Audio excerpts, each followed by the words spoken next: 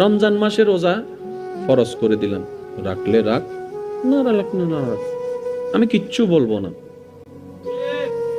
তবে একদিন আমার কাছে এসে সবকিছুর হিসাব দিতে হবে।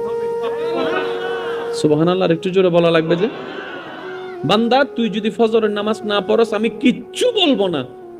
তুই ঘুম থেকে উঠার আগে সকাল বেলার সেই পেটের ক্ষুধা নিবারণের নাস্তা আমি রাজ্জাক রিজিক ব্যবস্থা করে দিব। আমি আমার যা দায়িত্ব সব পালন করব। তুই নামাজ পড়লেও করব, না পড়লেও করব। আমি দিলেই তোর খাবার, আমি দিলেই খাবারটা রান্না হয়, আমি দিলেই খাবারটা হাতে উঠে, আমি শক্তি দিলেই তো মুখে যায়, আমি ডুব গিলার ক্ষমতা দিলেই তো তুই ডুব গিলতে পারিস। ওই খাবারটা পেটে গিয়ে আমি আল্লাহ হজম করাইলে তো হজম হয়, না হয়তো বদ হজম হয়ে সারা দিনের কান্না হয়ে যায়। আমি আল্লাহ স্রষ্টা হিসেবে যা করার সব করব।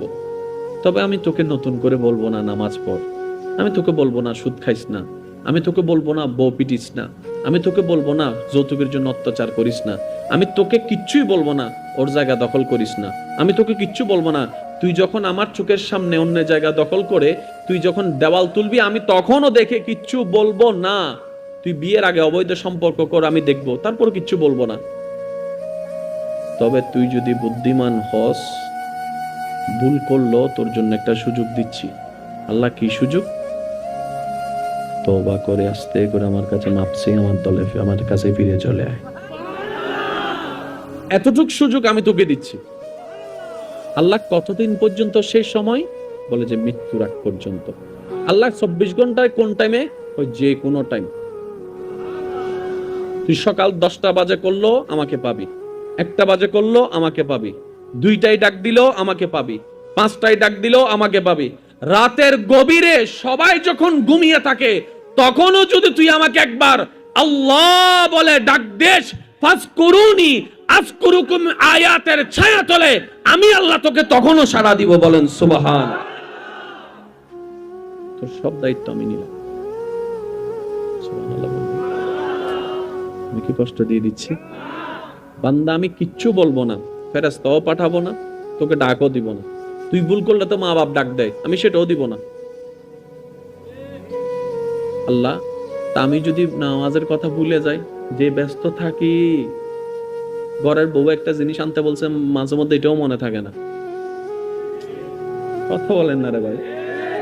মাঝে মধ্যে ঘর থেকে যে একটা ওষুধ আনতে বলে কাজের ব্যস্ততার চাপে ওই ওষুধের নামটাও মনে থাকে না, ফেলে চলে আসি ঘরে, পরে গিয়ে আবার আফসোস করতে হয়।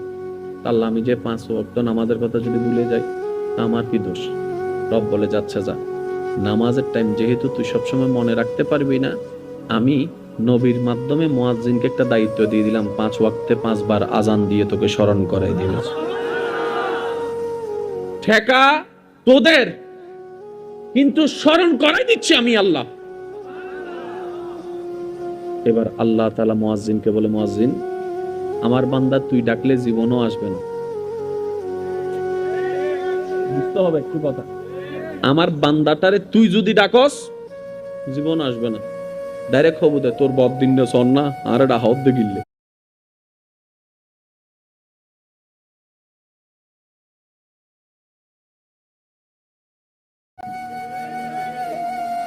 আমার বান্দা বলতে পারে, আমার বান্দা যেহেতু এভাবে বলবে, একটা কাজ কর, আমার বান্দাকে আমার নামটা আগে স্মরণ করে দে।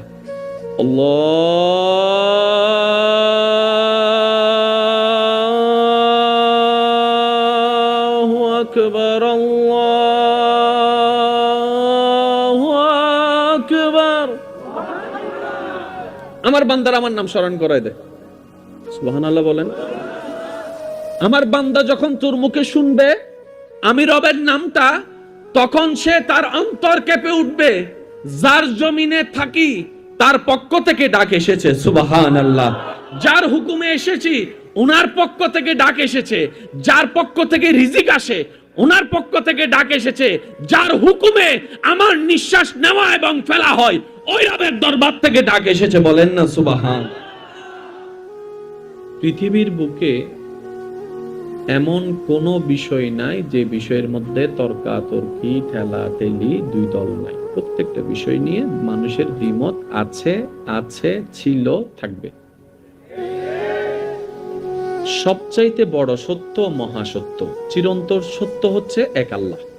আল্লাহর চাইতে বড় সত্য আর কেউ। এই আল্লাহ নিয়েও দুই দল। যুবকরা একটু আওয়াজ দিতে হবে। এই আল্লাহ নিয়েও কেউ বলে যে স্রষ্টা আছে, আবার কেউ বলে দুই দল। কয় দল? তাহলে আপনি যতদিন এই পৃথিবীতে নিঃশ্বাস নিবেন, আপনাকে এগুলোর ভিতরেই যেতে হবে। এটা থেকে বাঁচার দ্বিতীয় কোনো উপায়। এবার আমি শুধু আপনাদেরকে বলবো, আপনারা শুধু একটু বুঝে বুঝে উত্তর দিবেন। আমাদের দেশের রাজনীতি নিয়েও দলাদলি আছে না নাই? দ্বিমত আছে না নাই? জমিন নিয়ে, জায়গা নিয়ে, ঘর নিয়ে, ভাই বোন নিয়ে, আল্লাহ নিয়েও